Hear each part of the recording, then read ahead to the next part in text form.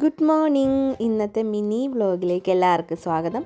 അപ്പോൾ ഇന്ന് നമുക്കൊന്ന് ഹോസ്പിറ്റലിൽ പോകണം. എനിക്ക് ബ്ലഡൊക്കെ ചെക്ക് ചെയ്യാനുണ്ട്.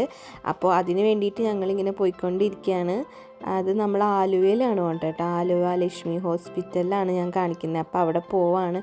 അങ്ങനത്തെ എൻ്റെ ബ്ലഡൊക്കെ എടുത്ത് പിന്നെ അതൊക്കെ റിസൾട്ടൊക്കെ മേടിച്ച് ഡോക്ടറെയൊക്കെ കണ്ടു കഴിഞ്ഞ് ഇറങ്ങിയപ്പോൾ നല്ലോണം ലേറ്റായി.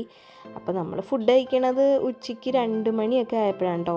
അപ്പോൾ എവിടെയാണ് പോകാമെന്ന് വിചാരിച്ചപ്പോൾ ഈ മനക്കപ്പടി റൂട്ട്, മനക്കപ്പടി എന്ന് വെച്ചാൽ ആലുവയിൽ നിന്ന് പറൂര് പോണ റൂട്ടാണ് കേട്ടോ. അവിടെ ഇങ്ങനെ കല്യാണ വീട്ടിലെ നെയ്ച്ചോറും ബീഫും കിട്ടും എന്ന് കേട്ടിട്ട് നമ്മളവിടെ പോണതാണ്. വിച്ചു ഒരു പ്രാവശ്യം വന്ന് കഴിച്ചിട്ടുണ്ടായിരുന്നു. അങ്ങനെ ഞാനും വന്നതാണ്. എങ്ങനെയുണ്ടെന്ന് ടേസ്റ്റ് ചെയ്യാലോ എന്ന് വിചാരിച്ച് പോകുന്നതാണ്. എനിക്കും ഇഷ്ടപ്പെട്ടു, കുഴപ്പമുണ്ടായിരുന്നില്ല. പക്ഷെ ഇപ്പം ഞാൻ അധികം ബീഫ് അങ്ങനെ കഴിക്കാത്തതുകൊണ്ട് ഉള്ളത് മാത്രമേ ഉള്ളൂ. പക്ഷെ എനിക്ക് ഈ നെയ്ച്ചോറും ബീഫും പരിപ്പും കൂടിയുള്ള കോമ്പിനേഷനില്ല, അത് ഭയങ്കര ഇഷ്ടമാണ്. ഇപ്പോൾ നമ്മൾ കല്യാണ വീട്ടിലൊക്കെ ചെന്ന് കഴിഞ്ഞിട്ടുണ്ടെങ്കിൽ അവിടെ ഇങ്ങനത്തെ ഡിഷ് ഉണ്ടാവുമല്ലോ, അപ്പോൾ അത് ഭയങ്കര ഫേവറേറ്റാണ്. ഈ കടയുടെ പേരും അതാണ് കേട്ടോ, കല്യാണ വീട്ടിലെ നെയ്ച്ചോറും ബീഫും എന്നാണ് അതിനെ പറയണേ. അവിടെ ബോർഡിൽ എഴുതി വെച്ചേക്കുന്നേക്കാം. അത് കഴിഞ്ഞിട്ട് പിന്നെ ഞങ്ങൾ കുറച്ച് നേരം വെയിറ്റ് ചെയ്യേണ്ടി വന്നു, കാരണം ഞങ്ങൾ ഓൾറെഡി ലേറ്റ് ആയിട്ടുണ്ടായല്ലോ. എങ്കിലും 1-2 പേരുണ്ടായുള്ളൂ. റൈസൊക്കെ തീർന്നിട്ടുണ്ടായി എന്ന് പറഞ്ഞു.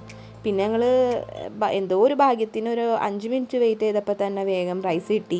പിന്നെ അത് ഫുള്ള് ഞാൻ കഴിച്ചു. എനിക്ക് ഇഷ്ടമാണ് ഇങ്ങനത്തെ. അത് കഴിഞ്ഞിട്ട് നമുക്ക് നാളെ ഒരു ഹൗസ് വാമിംഗ് ഉണ്ട്. അപ്പോൾ അതിനെന്താ ഗിഫ്റ്റ് മേടിക്കാമെന്നും പറഞ്ഞ് കയറി. അങ്ങനെ ഗ്ലാസും കുറേ കാര്യങ്ങളൊക്കെ നോക്കി. എന്നിട്ട് നമ്മളൊരു ഗിഫ്റ്റ് മേടിച്ചു. പിന്നെ നമ്മൾ വന്ന വഴിക്ക് ഇങ്ങനെ പാടം നെല്ല് കണ്ടോ. ഇതൊക്കെ കാണൽ തന്നെ കുറവാണ്. അപ്പോൾ നോക്കിയപ്പോൾ ഇപ്പുറത്തെ സൈഡിലെ പാടത്ത് തന്നെ നോക്കുമ്പോൾ മറ്റേ ആ പൂവില്ലേ, നീലക്കടല, അതിനെന്താ പറയാമെന്ന് എനിക്കറിയില്ല കേട്ടോ. ആ പൂവ് ഇങ്ങനെ കുറേ ഉണ്ടായിട്ടുണ്ട്. പക്ഷെ നമുക്ക് അങ്ങോട്ട് ഇറങ്ങാമെന്ന് വിചാരിച്ചൊന്ന് നിർത്തി.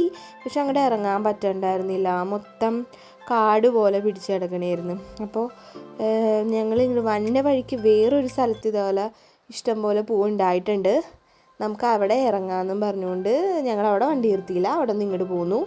അപ്പോൾ ഇവിടെ കാണാൻ തന്നെ നല്ല ഭംഗിയാണ് കേട്ടോ. അതിങ്ങനെ ഒരുമിച്ച് ഇങ്ങനെ പൂത്ത് നിൽക്കണം കാണാനായിട്ട്. ഇതെന്താണെന്ന് വെച്ചാൽ മൊത്തം വാഴയും കപ്പയൊക്കെ ഉണ്ടായിക്കൊണ്ട് ഇറങ്ങാൻ പറ്റിയില്ല. എന്നിട്ട് വന്ന വഴിക്ക് വേറൊരു പാടത്ത് നമുക്ക് ഇത്ര തൊട്ടടുത്ത് കാണാൻ പറ്റും. അപ്പോഴേക്കും വൈകിട്ടായിട്ടുണ്ടായിരുന്നു. നല്ല ഭംഗിയുണ്ടായിരുന്നു കാണാനായിട്ട്. ആ ഒരു ക്ലൈമറ്റും പിന്നെ ഈ പൂ ഇങ്ങനെ ഉണ്ടായിക്കണേ എമ്മയൊക്കെ കൂടി അടിപൊളിയായി.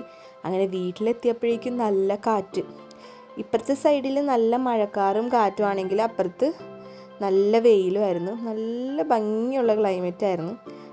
കാറ്റൊക്കെ കൊണ്ട് കുറച്ച് നേരം അങ്ങനെ അവിടെ നിന്നു. അപ്പോഴേക്കും നല്ല മഴയും പെയ്തു. അടുത്ത വീഡിയോയിൽ ഇനി പിന്നെ കാണാം ബാക്കി വിശേഷങ്ങളായിട്ട്. അപ്പോൾ എല്ലാവർക്കും ടാറ്റ, ബൈ ബൈ.